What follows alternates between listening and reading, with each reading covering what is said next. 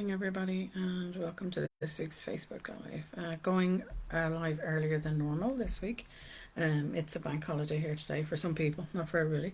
And on Monday as well, we have a bank holiday here for Easter. So just to also say I won't be live next week because it is a bank holiday. So talking about kids today, talking about kids this week, and the next time I come on, I will follow up on this conversation of self-confidence. I'm going to do 2 videos on self-confidence and children. So if you enjoy this one, don't forget to check out the next one, because I'll actually talk about some tips on how to do self-confidence. Today is all about what is self-confidence basically in kids. That's what we're going to talk about. So parenting, as I said, I've said in the intro, and I'm going to link it as well in the description, and a link to the blog in the description. So as I said in that, parenting is all about helping our children basically to grow up as self-confident, independent, resilient young adults, okay, and then on into adulthood. Yes, we want to protect them, absolutely, 100%. As parents, it's our job to protect them as best we can, but we also need to provide them with opportunities to develop, learn and grow healthy skills that they can use when they're adults. We all needed that. We all need those opportunities, those skills, and those opportunities. When we give them those skills, when we give them that opportunity to develop and learn and grow, then we're giving them opportunities to also build their self-confidence. But what is self-confidence? Because if you're an adult, most of the time we can find it very difficult to actually pin down what is self-confidence, and a lot of the times too we can find it very difficult as adults to feel self-confident about ourselves. So first off, relax. Yes, we can find that we struggle as adults, and then as a result we can struggle to pass it on to our kids. But if you're struggling to find your own self-confidence, remember, it's never too late to learn. And if you feel has been really badly affected, then I would suggest you reach out for support to a therapist, because then again, once you start to build your self-confidence, it does knock on to the kid. You can learn self-confidence as they learn self-confidence. Works just as well, so don't worry about it if you don't have self-confidence yourself. So what is it? It's simply a feeling of trust in yourself, a trust in your abilities, your own values, your own judgment, your qualities that you have. You trust yourself basically fully. With children, just like adults, if we feel self-confident, then we're going to act self-confident. But if we're not, and we're going to feel that we have good qualities about ourselves, or we've good abilities, we trust our own judgment. Kids do exactly the same thing. But if they've low self-confidence, then they have a higher likelihood of allowing others to treat them badly. They've also a higher chance of giving up more easily, maybe even simply not try. They're really feeling unsure in their own abilities. They don't trust themselves. So when does that self-confidence start? When does it start as a kid? It usually starts in infancy. It starts very, very early on. Okay, and what happens is it develops slowly over time. We increase our trust in ourselves, our trust in our own judgment, our trust in our own abilities to be able to handle things. And this happens because we're in that safe, loved and accepted environment. We get the positive attention and care. We hear healthy and positive self-talk. Our parents are using that. We see good self-care, basic self-care being modelled. We hear praise. We know our parents are proud of us.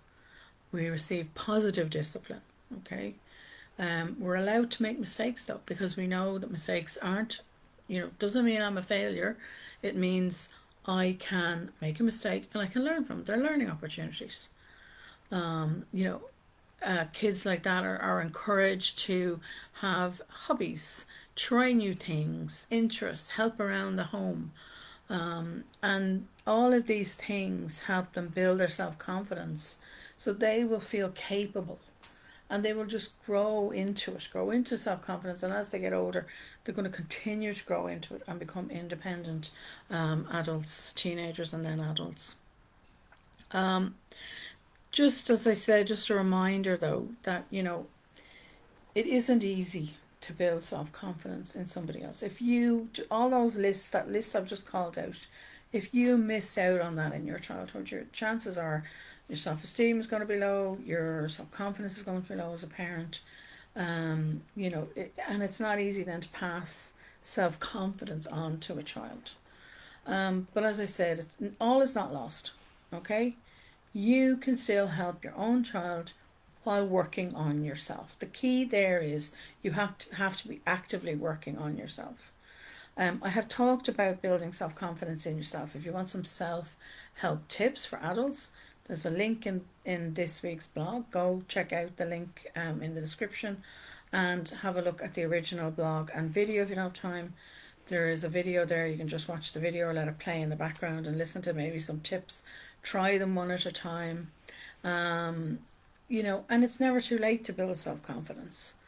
When we don't have self-confidence, being I can't do it. So it's just not me. I'm not a self-confident person.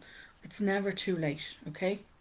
It is never too late to build self-confidence within yourself and build up your self-esteem. You can rebuild it.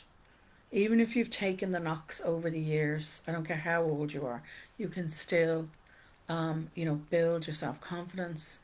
And then at the same time, if you have got children, you can work with the kids to build them. So don't feel it's lost. All is lost. If you feel that you need help or your child needs help though, please reach out sooner rather than later. A good therapist will be able to turn things around very quickly. And you will, you'll feel more confident just by working with them. You'll feel more confident in your own ability. You'll start to trust yourself. Just to say that my book, The Building Blocks of Self-Care, there is a lot of foundations in that regarding basic self-care. You can purchase it on Amazon or you can check out my website for that. So as I said, not today, not next Friday, but Friday fortnight, I will do another blog on self-confidence in children, and this time I will just tackle some tips that you can use for self-confidence in kids, how you can help them build. You can use the same tips with yourself. So do stay tuned and check those out in 2 weeks' time. I'll leave it there. I just want to wish everybody a happy Easter if you're celebrating. And thank you all for listening as always, every Friday. And don't forget to check out the blogs. I have lots of blogs up there, hundreds of blogs and videos and podcasts up already on my website. There's 4 books up there. They're all self-help. They all have worksheets in them. Go and check them out if you need them. Happy to always answer questions. Just, put a comment in below the videos if you're watching here on Facebook, on YouTube. I'm happy to answer them. If you get in touch with me via Twitter or Facebook or Instagram, just send me a message.